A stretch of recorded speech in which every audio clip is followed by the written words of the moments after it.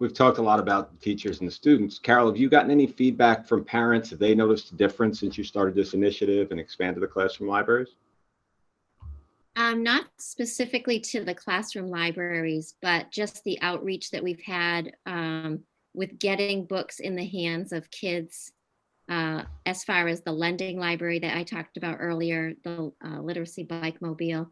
So the parents, they've reached out. Our school system uses Remind, and we also have a school Facebook page. And we've had parents who are trying to connect with us that way. Can you make sure you send the bike down towards our house today? Or the other way the students are accessing books is through those little, I call them bird box houses, where we're putting those free books outside the school, and people are tapping into that. So I know that our families are, they're just grateful that they're getting books in the hands of kids. Yeah, that we had our E&L director, Miggy Lopez, a few years back had an initiative for our E&L students where we would do lending libraries, and they would put together a bag of books that they would, take home, and then they bring them back and then get a new batch of books, and part of that was self-selection and such. But it sounds like this classroom libraries that Laura's put together could transition in not only in the classroom but also as a lending library piece, especially in a remote setting, or if we have remote learners. Absolutely. You know something else, Kris? One of the questions I noticed that was about BAZE Programs. I myself personally, I'm not in favor of spending, $500,000 to $1 million on a BAZE program, because it only helps a very narrow population in a class. There is no class where everybody is reading on grade level. I don't know of any, maybe 2% in the country in some very wealthy upscale areas. So it doesn't take care of all the children, and the children who lose out most are the children reading 2 or 3 years below grade level, because they're not reading. The same thing with one novel or one informational book for the whole class. Everybody can't read it. But when you have classroom libraries and you have that range of reading, everybody can read. So if you have to do a BAZE, if your superintendent says, this is our reading program, okay, then take the time and give those kids who can't read the BAZE 30 minutes a day of independent reading, so that they will begin to improve. Do some of the things that you have talked about, Kris, Carol, and I, to get those children motivated, and to find out if they do need work with word study and how our language works, because you have to be able to say the words in order to read. Yeah. What are you guys' thoughts on the virtual books, or the electronic books versus the ones that kids hold in their hands? Okay, I'm happy to talk about that. There have been some really interesting studies that boys like to read books on a Kindle electronically more than girls. And there was also a big study done with high school and college students that they preferred their books in print because they got more out of it than reading online. And a lot of students, when they read online, they don't track the same way as when the print is in front of you. So it's a balance. By the time students are in 6th grade, middle school, I like to have some books available. If they have iPads or Kindles in the class, they have a choice, but there are also a whole richness of print books. With the virtual learning, a lot of schools have ebook libraries, and that was certainly helpful for kids who, especially during the height of COVID, when all schools were locked down and closed, and you couldn't get the books to deliver to children. So it's finding balance for me and giving kids choices. But in my personal life, when I travel, I take a Kindle because otherwise I don't have enough clothes in my suitcase because I'm piling it with books. Uh, but when I'm home now, everything is print, and I'm really, this has been a heavenly year from that perspective. Yeah, I was just went to Buffalo, as I had mentioned, and I had for 2 nights, and I had 5 books. And what do you need all these books for? And but you just kind of feel lost sometimes without all your books, right? Absolutely. And especially if your flight is delayed 3 hours, if you don't have a book, I don't know what you do. Yeah, From absolutely. my perspective, I definitely like to have kids touching books, hands-on books, but I realize access is a huge problem. And some students just cannot get their hands on books. We have in our district, we have a hybrid model, but we do have a great number of students who are fully remote. And so those students are spending a lot of time on digital books. And frankly, there are some times where teachers cannot get their hands on some actual book that a child is requesting, and the ebook is the only way they can get to it. So of course, you know, we do have kids reading those. But frankly, for myself, when the iPads, we are a one-to-one iPad school. When the iPads enter the building, my preference is, can you put it on the docking station and charge it? Because today, if you're in person, then my preference is get them in the print books, have the print books in front of them. Yeah, absolutely. With limited time and so much time being forced on the screens, I couldn't agree more with getting them off when we have them in front of us as much as possible. Sure. There's something about touching those pages, going back and reading easily a part you love, and smelling the book. I don't know. There's something about it that it's just, I can't even find the words to describe the feeling, but all of us have that feeling. That whole other world in that little Yes, package, right? right, It's yeah. right. And I love to write on the books and highlight. I know you can't do that in the classroom. What would you guys suggest for that? If I want a kid to take some notes or but I want somebody else to be able to use it another year. How do you have any workarounds for that? Um, you could use sticky notes, and they put their name and the page on it. Best friend, sticky note, right? And sometimes, there are short stories and fairy tales and folk tales in the public domain that you can download, and give each child a copy so they can experience, like, underlining their favorite part, or, tracking a character if that's what you would like them to do, or the feelings, just writing in the margin, the feelings they're having as they read, which I think a lot of times we don't honor enough. For me, one of the first ways I bond with a book, and I find a lot of students bond the same way, is that emotional connection. I'm feeling very strong emotions as I'm reading, and it really keeps me reading. So We have another question. We have about 250 students at home, and there's no way to get them the actual books within our budget. So what are some ways that we can get them to read, or ensure that reading growth and that constant connection to reading? And one of the things that popped into my mind as I see that, and it reminded me of being a young reader myself way back when, and always being interested in sports and looking to read the sports pages or different magazines or books on athletes. And one teacher is, you're not going to get far with reading all about sports all the time. And, I would argue, but is possibly other texts or other, sometimes the magazines or the different readers that kids have and the newspapers and things like that would be one thing that I would think. I don't know what you guys would think would be a workaround for that. well, besides getting the books, like driving the books to the kids in a car or a bike, what we've done in the school that I have worked in the last couple of years is the teachers, once the school went hybrid, the teachers started putting together books for students who were virtual, put their name on it, and then the school sent an email home to families, and there was a pickup time with a range of time, like say between 10 and 1. You know, if you knocked on the door, the office would put the book, someone in the office would put the bag of books outside.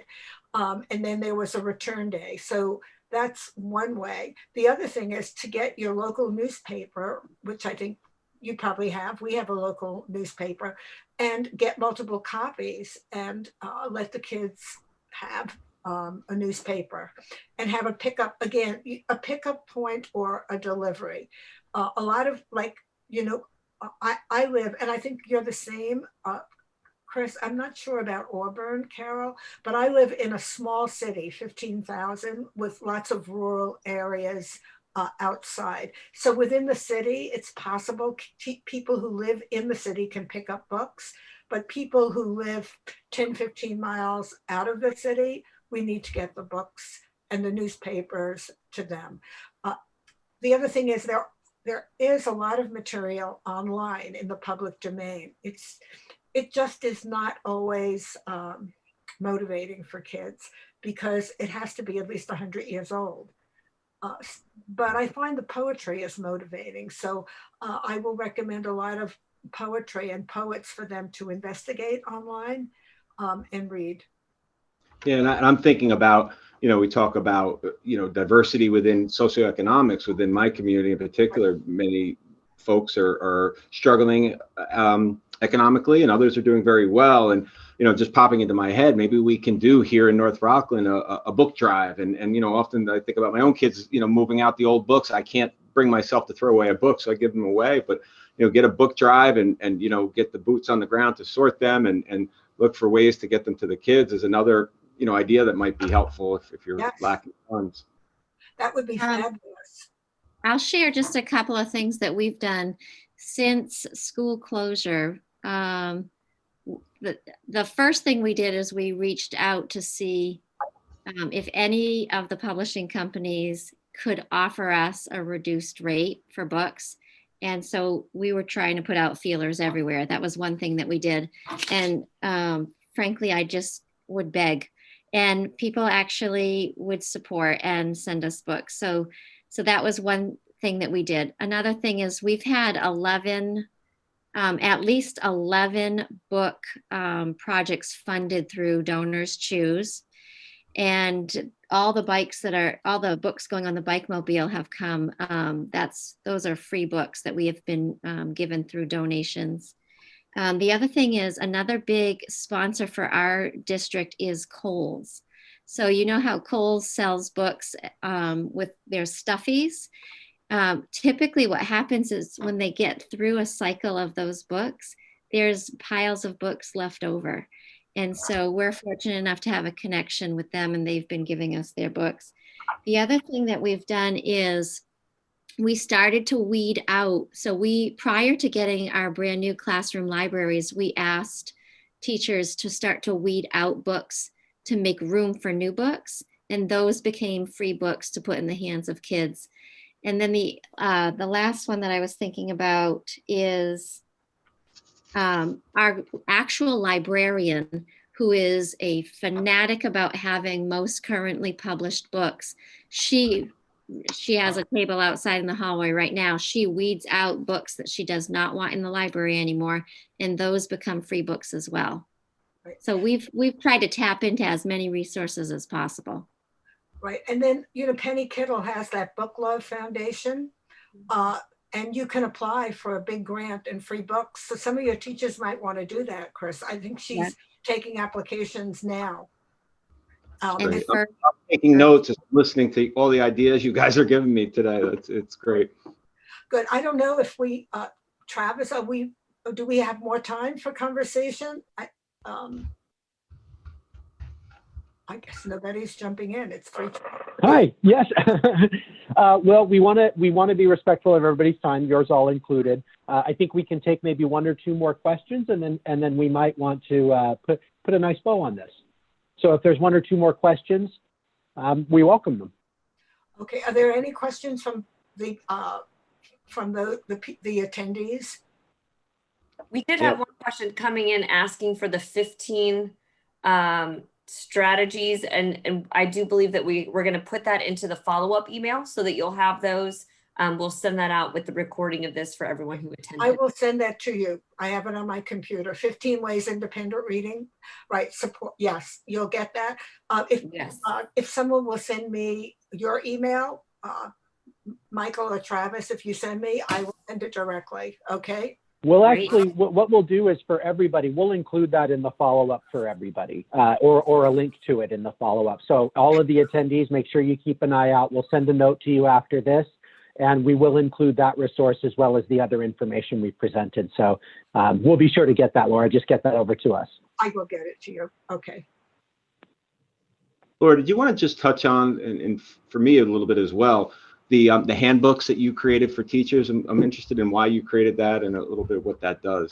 Okay, well, one handbook is something that Carol alluded to, the interactive read aloud. I call it the anchor text, because read alouds, I love them for fun and pleasure and just sharing and talking about a great story, but it's a teaching tool as well, especially instructionally when everybody's reading a different book, but the genre is the same, so that we have a common thread through the books. And so that book really models how to keep a chart, how to build vocabulary, how to think aloud and model applying strategies and thinking about your emotional reactions. So that's one handbook. And that really supports the instructional libraries for middle school for 6, 7, and 8. I developed what genre-based instructional libraries, 100 books on a range of reading levels. So you might have 100 books on mystery, realistic fiction, science fiction, historical fiction. And the anchor text goes with that because that's the teacher's teaching tool.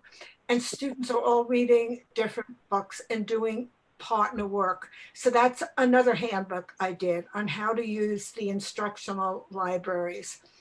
The third one is a handbook for using classroom libraries without grading, things you can do with students. And I did write one especially for pre-K to 2 because it's so different when those kids are just on the cusp of reading or not reading at all. And I think it just comes from my years of experience of teaching myself. I taught over 40 years and training teachers along the way. And so these handbooks, I think, are important because you just can't throw something at a teacher and expect the teacher to do it. Sure. Excellent. Well, I'm gonna jump in here. Amy informs me that we've covered the questions in the chat. So with that, I do want to take a moment to wrap this up. And most importantly, Laura, Kris, Carol, thank you so much for sharing such an engaging and really important conversation with all of us. For the attendees, as I said, we will be sending a follow-up with additional information, and we'd be happy to dig more deeply into the why, the what, and the how of reading culture with any of you who'd like to chat. And I would like to point out that many of the concepts that were discussed regarding reading culture, independent reading, and classroom libraries can be found in PRH Education's white paper, The Power of Authentic Texts, which, as you can see, Laura also was a co-author on. And you can find that on our websites or via the tiny URL link that you can see down there at the bottom of that slide. As you think about reading culture, and just to mention this since it came up, and how to support your teachers and students, do keep Laura's PRH Education classroom libraries in mind. They're diverse and inclusive, and each library comes with the educator handbooks that Laura was just talking about. And they provide really thoughtful and practical ways to incorporate each library into any curriculum, as was discussed. They have teaching tips, assessment strategies, and as Laura also mentioned, how to use an anchor text during an interactive read aloud. We've already created libraries for pre-K to 8, which Carol spoke to, and we actually plan to expand this offering to high schools as well as special populations like ELL and special education. So we're looking to expand this too and would love to hear from you. Before we finish, I would like to kick this back to Laura for just a moment, because she wants to highlight, and I think it's a great idea to highlight the effects on one particular student of this kind of reading support that we've been discussing. So Laura, do you want to speak to that? Yes, I certainly do. Okay, this is Jazz. She is a 5th grader. She came to me last year as a 4th grader. Her mother is a chiropractor in town, and that's how I know her. But Jazz hated reading. And as she wrote, she said she never had choice. The books were too hard. She was given tests. She did terrible. They were boring because she couldn't read them. If you can't read a book, it's going to be pretty boring. And when she came to me, the first thing she said before we went into COVID was, "You'll never make me read. I hate reading," and that's that. And as I said earlier, I said, "I understand, Jazz. I can't make you love reading, and I can't make you read. So, we'll take this journey together and see what happens." Well, last week, she came to the house and brought me some bagels. She knows I love bagels. And she said, I have to tell you, Mrs. Robb, I love reading. I love all the books I've been reading." And she read all the books she reads, she chooses. With virtual, I give her a list of 5 books. She goes on Amazon, she reads. You can do some reading of the first chapters. She reads them all and she chooses them. The first 3 books were books about biracial and and Black children. She said, "I never saw myself in a book. Every book I read in school was about a white child." This is the first book that she chose that was not about a Black or African American child. A Black or biracial child. It is a mystery called The Secret Zoo. And she loves mystery, she said, and she's really loving the book because I asked her to read the first 3 chapters and she read the first 6. She said, "I couldn't put it down. I just wanted to know." And so when you say literacy is destiny, we know that children today, more than ever, if they read well and they write well, they have a chance at going on with their education and getting all kinds of jobs that require reading, writing, critical thinking, as you said, Travis, problem solving. So look at all the things she says, that she likes reading because now she has choices. That she can make pictures in her head. She couldn't make pictures in her head with books that she couldn't read. She's very proud of having read since January 13 books with me, and she loves talking about books. So this classroom libraries, and her mother's very generous and spends a lot of money on books that Jazz tells me she'd like to read. It has changed the trajectory of this child's life. She was adopted. She was born from a mother who was had drug and alcohol addiction. Her life was slated to not be very successful. I think books and her learning to love reading has changed her life completely. This child reads. When they went to visit family in New York, she took 2 books in the car. Her mother said that she would have thrown them at her if she suggested that in the past. So I want you to remember, Jazz, because the journey of one child represents the journey of many children in our country. And with understanding and not judging, something that Carol brought out and Kris, but accepting her where she was and not making her feel bad because she hated reading, but knowing that over time, hopefully it would change. And when it did change, it was not something that I mandated. It was something that grew from deeply inside of her. And so now we have a child who loves books, who loves to read, who reads more than I ask her to. So now I have to read ahead 3 or 4 chapters because I never know how much she's going to be reading. And the first time she got me, she teased me about it. She said, "You didn't think I would read more." But I want you to know Jazz because she's become very special to me. But I have taught a lot of Jazzes, and I know that having classroom libraries and choices and books where she could see herself and also learn about others by choice has made all the difference in her life and will continue as she goes on to middle school and high school. So thank you, Travis, and thank you for the opportunity to be here today. And thank you, Kris and Carol. I have a wonderful time talking with you. And thank you for letting me share Jazz's story, which means so much to me. And I hope to other people who are listening. Thank you, Laura. And again, thanks to Kris and Carol as well. And really thank you. And thanks to Jazz for letting us share her story, because it really is a beautiful one. And I think now to connect it to ourselves and all of us in the audience, just to keep in mind and remember that impact that real world books have, that lasting impact. You're all here because you've likely felt that impact. And remember that special book that turned you on to reading. And that's really the impact that we want every one of your students to experience. And because that's lasting, as we all know and as you can see. And that we just keep in mind and remember that, again, literacy isn't just a right of every student. Literacy is destiny.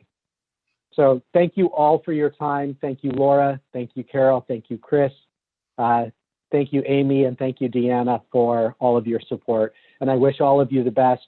And we look forward to speaking with each and every one of you as you engage in these conversations at your schools and at your districts. So thank you. Thank you. Bye-bye. Thanks, Travis. Thanks, Travis. everyone. Thanks, My Carol. pleasure. Thanks, You're welcome. Kris. It was wonderful. Thank you.